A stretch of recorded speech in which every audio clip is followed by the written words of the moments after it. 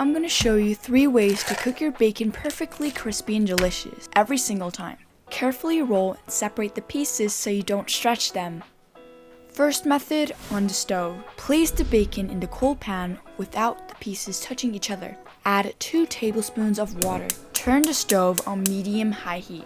I like a touch of black pepper. Wait for the water to evaporate and then turn the heat to the medium.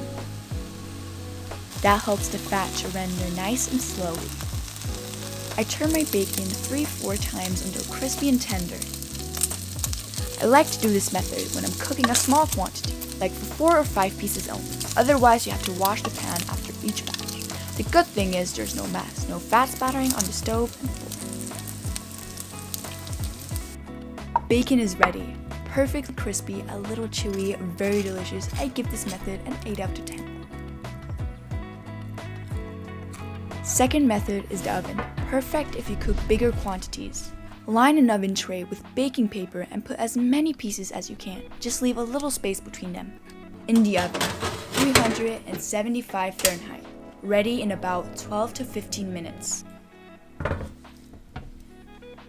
The result is evenly cooked, delicious crispy bacon. I give this method 10 out of 10. Definitely my favorite.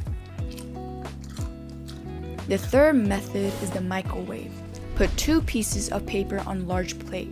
Line the bacon so the pieces are not touching each other and cover with 2 pieces of paper.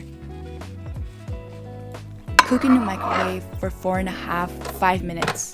This method is handy if you're in a hurry or just tired. The results are actually surprisingly good.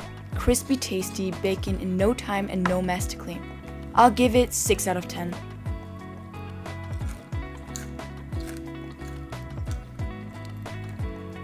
So, which one is your favorite? The stove, the oven, or the microwave? Say it down in the comments.